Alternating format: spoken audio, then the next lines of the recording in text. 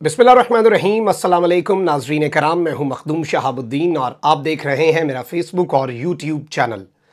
उम्मीद करता हूं आप सब लोग बखैर व आफियत होंगे और जहां भी होंगे अपने अहले खाना समेत खुश भी होंगे और महफूज भी।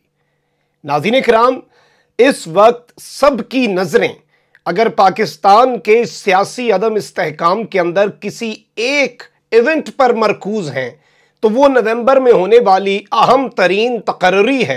और अब तो ये बात भी वाज़ेह हो चुकी है कि इमरान खान की हुकूमत को घर भेजने का मकसद भी नवंबर में इमरान खान को एक अहम तयनाती करने से रोकना था।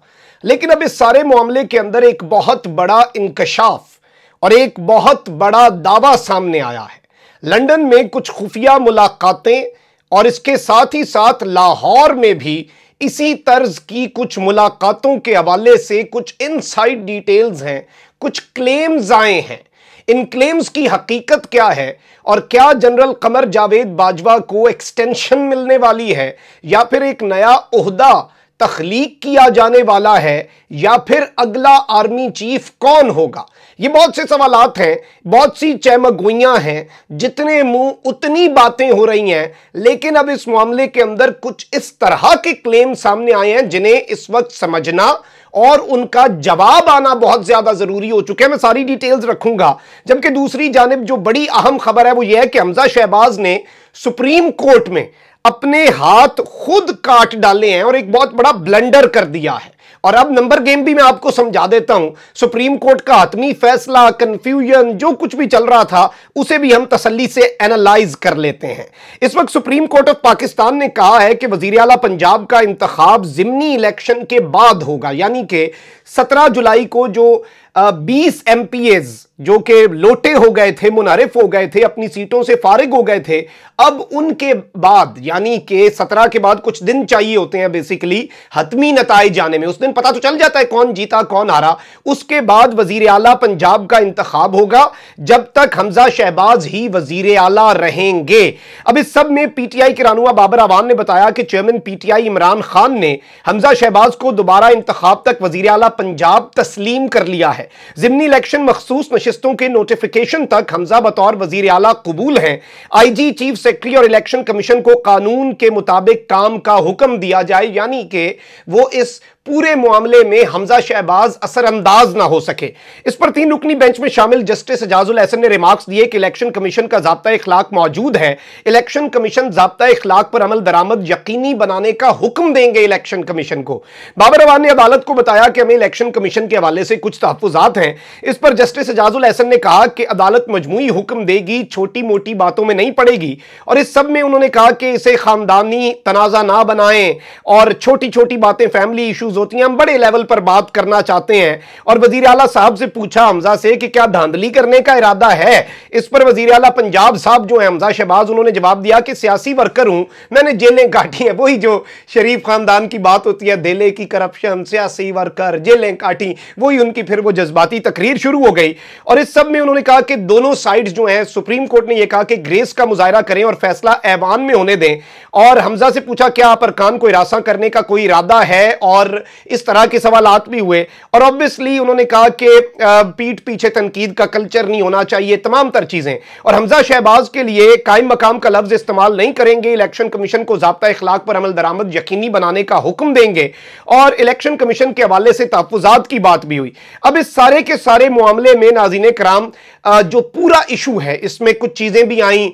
चौधरी परवेज इलाही ने शुरू में कह दिया कि हमजा शहबाज ठीक है जी, वो वजीर आला रहे उस वक्त तक, हमें कोई इशू नहीं है। इस पर बाबर अवान साहब ने इशू बनाया, लेकिन बाद में उन्हें भी समझ आ गई क्योंकि ये चौधरी परवेज इलाही की एक बड़ी अच्छी स्ट्रैटेजी थी। और इस पर अब बयानात भी आ रहे हैं कि सुप्रीम कोर्ट का बड़ा अच्छा फैसला आया है, जो चीजें हम चाहते थे वो तमाम तर चीजें मान ली गई हैं। तो ये एक बहुत बड़ा धचका है नून लीग को। अब ऑब्वियसली तमाम तर नजरें जो हैं वो इस वक्त मरकूज हैं 17 जुलाई के इलेक्शन पर। वो दिन डिसाइड करेगा, वो इंतखाब होगा असल वजीर आला का, उसके बाद नहीं, क्योंकि अब लोटों के वोट भी काउंट नहीं हो सकते। So that is also something very very very important. उस वक्त तक पीटीआई के जो एमपीएस हज पे गए हैं वो भी वापस आ चुके होंगे।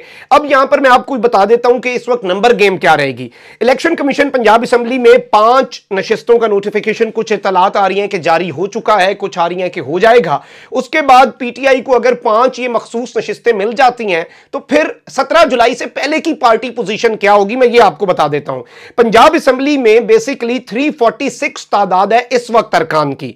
हुकूमती जमात मुस्लिम लीग नून के पास 165 सीटें हैं, पीपल्स पार्टी के 7, आजाद 3 और राय हक पार्टी का 1 वोट भी नून लीग के पास है। इन्हें मिलाकर हुकूमती इत्तेहाद के वोट 176 बनते हैं, जबकि पीटीआई के 158, नून लीग के बेसिकली 10 अरकान, काफ लीग के 10 अरकान मिलाकर 168 एमपीएस बनते हैं।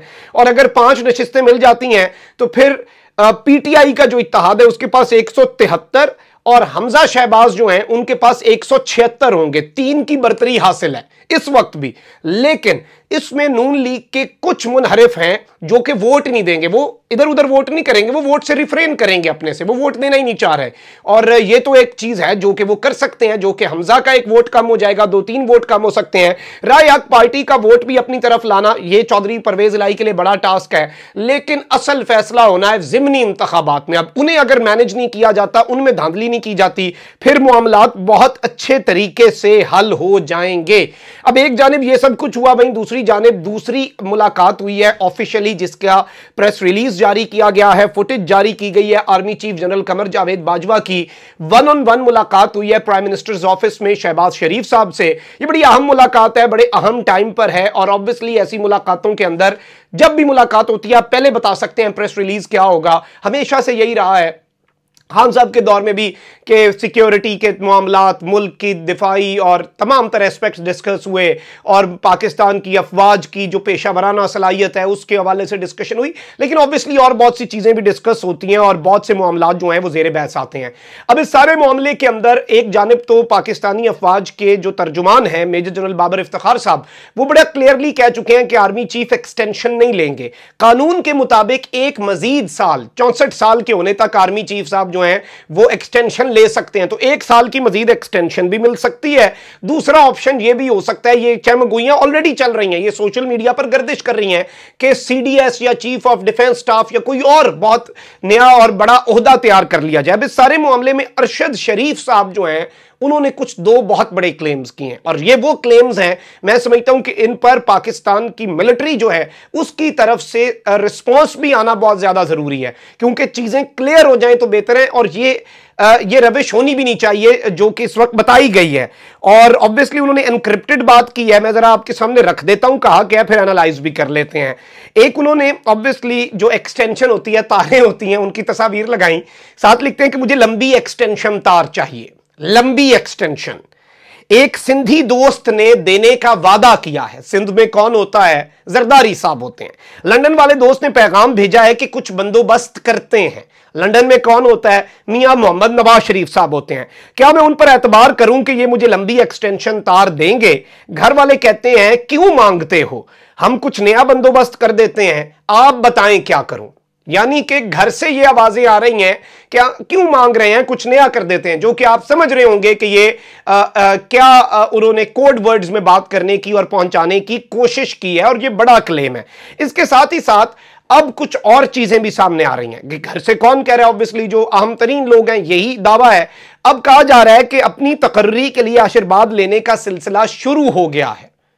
अपनी तकर्री के लिए आशीर्वाद लेने का सिलसिला शुरू हो गया है। एक साहब की पिछले हफ्ते लंदन में नवाज शरीफ से खुफिया मुलाकात की इत्तलात हैं, यानी कि एक साहब जो तकर्री करवाना चाहते हैं उनकी लंदन में नवाज शरीफ साहब से खुफिया मुलाकात हुई। दूसरा, यहां छोटे के बेटे से जून के पहले हफ्ते में मिला।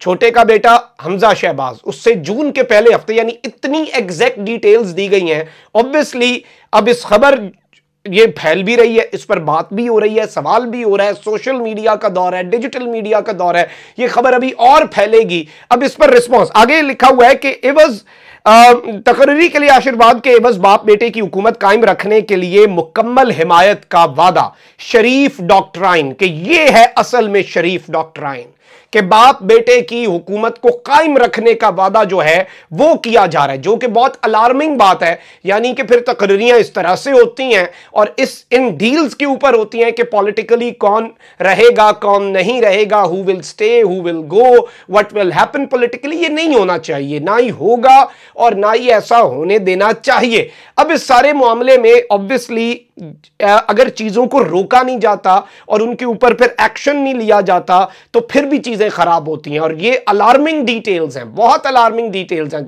जबकि दूसरी तरफ से पीटीआई की तरफ से जो खबरें हम तक आ रही हैं कि अब खुलकर बात भी होना शुरू होगी। आने वाले दिनों में शायद आप देखें कि नाम भी लिए जाएं, ओहदों का नाम भी लिया जाए, उनकी रैंक्स का नाम भी लिया जाए। ऑलरेडी एक शुरू हो चुका है लाहौर के सेक्टर कमांडर से, तो ये सिलसिला हो सकता है तूल भी पकड़े। तो that is also very important, उसे भी ज़हन में रखना है। और उस सब में फिर ऐसी खबरों का आना ये बहुत ज्यादा हालात को कशीदगी की तरफ लेकर जा सकता है। कमेंट सेक्शन में राय का इजहार जरूर करें। अपना बहुत ख्याल रखें। अल्लाह निगहबान पाकिस्तान।